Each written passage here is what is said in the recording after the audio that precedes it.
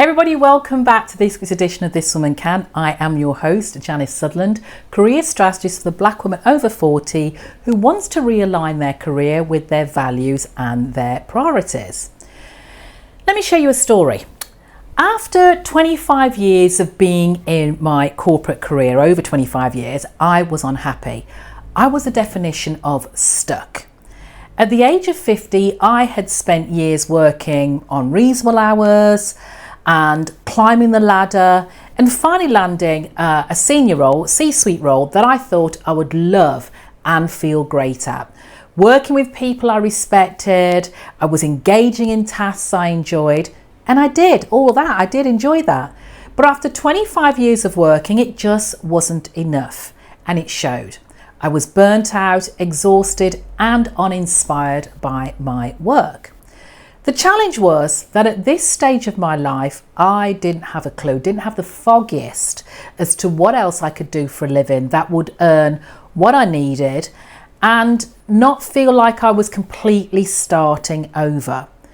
But nothing I thought of offered me a solution or a direction that really made sense to me.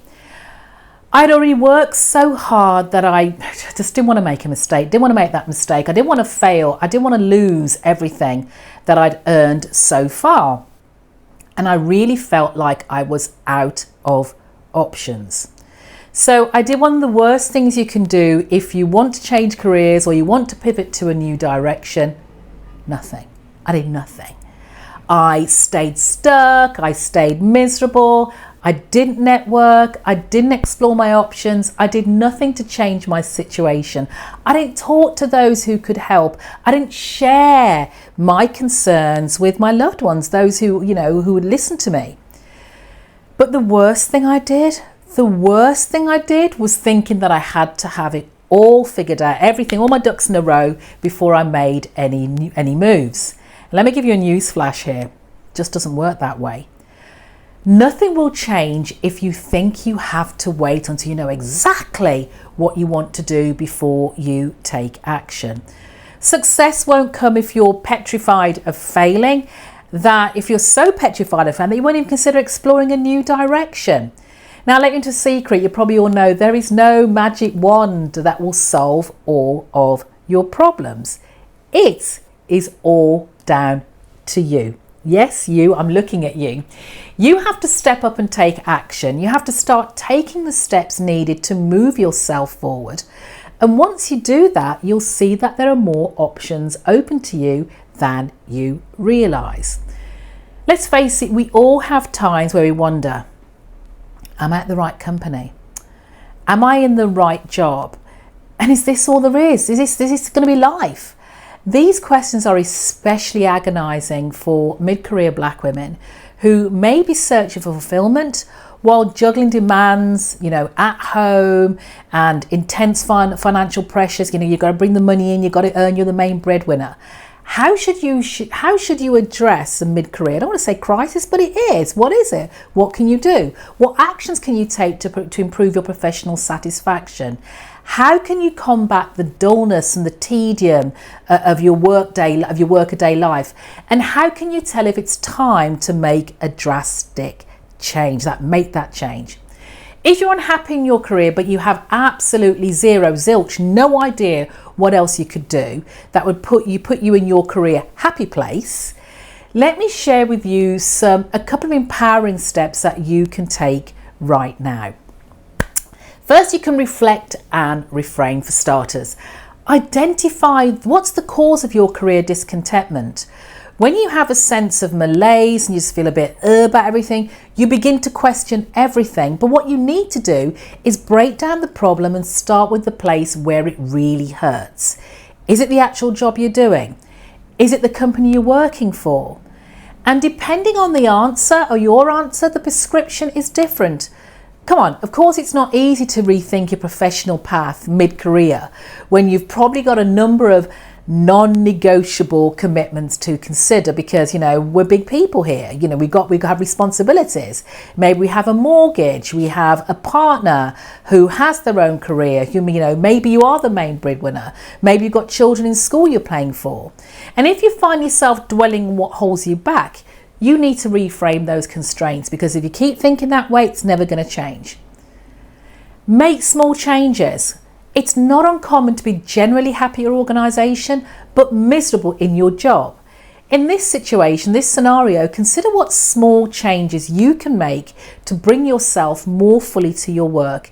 Even if you can't change your circumstances, you might be able to change the microenvironment in which you operate. So think about that. You can ask to participate in projects. You could try to negotiate different work arrangements or schedules. Maybe you can request a move to a different office. What you want to do here is shake up your routine, and you want to look at how you can rejuvenate your commitments. All of these can have a huge impact on how you look at your career, your outlook and perspective. The key is being deliberate in what you choose to do, and whom you choose to do it with, and where you choose to do it. That's the key. Next, focus on learning. Focus on learning. One of the biggest culprits of feeling a bit meh in your mid-career is boredom. Your life and your career is, let's face it, it's one big learning curve. You never stop learning. But by the time you hit your 40s, let's face it, in your career, you know what you're doing. You should know what you're doing, and you're bloody good at it. So you get bored because it's the same thing. It's the same thing, different day. You miss that rush that comes with learning and achieving. Ask for a promotion, or ask to take on new challenges and responsibilities. That could be the answer. But you can also consider a lateral move, because there's more than one way to move up. And by making maybe a sideways move, a lateral move, you can do something interesting that will not only allow you to learn and grow, but it also give you more skills in your career arsenal. If there are no openings that appeal, try designing one. Look at your own role, what you're doing, look at the problems inside your organisation, and then make a case. You make a case to your boss as to why you're uniquely equipped to solve that particular problem. So start by asking yourself, what challenges do my colleagues face? What frustrates my client? What causes the money? What causes the company money? And then what compliments have I received over and again? What are the things that I find really easy, but others find difficult to do? Be creative. Put your MacGyver head on. Think about the ways you could use your strengths to make or save your company money. And then you may want to actually consider a career change, because if any of those strategies I've talked about don't have the effect or what that you want, it really could be a sign that you need to make that change. You need to make a move. You need to change careers. And when asked whether they're not staying in a role that makes them miserable, many women will talk about money. They'll cite money, but in my experience, often far more than that. It can be the loss of prestige and status. It could be the fear of unknown. It could be feeling too old or inadequate. And at this point, you reach this point, you really need to be honest with yourself about what is keeping you in your current position. What's really keeping you there? And whether some of the risks and experiments are needed for you to take to move forward. Now, most women, most professionals who come for career coaching, yes, face it, want to change careers, and they really have no idea what they would want to do instead, and they fantasize about what their career would look like, but they don't have a realistic understanding of what those jobs they're looking to go into, those roles, what they entail, and all of that keeps them locked in paralysis. So again, analysis paralysis. So for you to get a much clearer sense of direction when you're in this situation, I want you to do a couple of things. Take a step back and identify fields that you've been interested in over the years. Understand yourself more deeply and understand by looking at your current values, and consider what aspects of your life you enjoy. Then brainstorm a list of your skills and capabilities and research new career directions that need those skills. What's a good fit for you? Explore what it would take for you to get more training experience if you need it in these particular fields. What qualifications or certifications or training are needed or offered in these subjects. But when you do that, ask yourself, how do you actually feel about pursuing additional learning? It could be another 4 years to take a particular type of qualification. Try talking to other professionals who engage in those roles. Go on LinkedIn and find many of your connections have those roles. Get a true understanding of what's involved in succeeding in those actual fields, reality versus perception. And finally, for any career change, take a long, hard look at your monies, your finances, wherever possible. Do what's necessary to build some savings for a career growth fund. You can plan this down the line. That will allow you some flexibility to explore some new options. Then narrow down all these possibilities into 3 directions that you want to learn more about. And as I said, connect with people on LinkedIn. Look at your personal network. Anybody's actually doing that work, or people and get their feedback on what needs to happen for you to take a step forward in that particular area. Get some accountability, because you don't have to go it alone. We all need support to help stay motivated, energized and engaged, whilst we're in this process of growth, while we commit to exploring some new directions.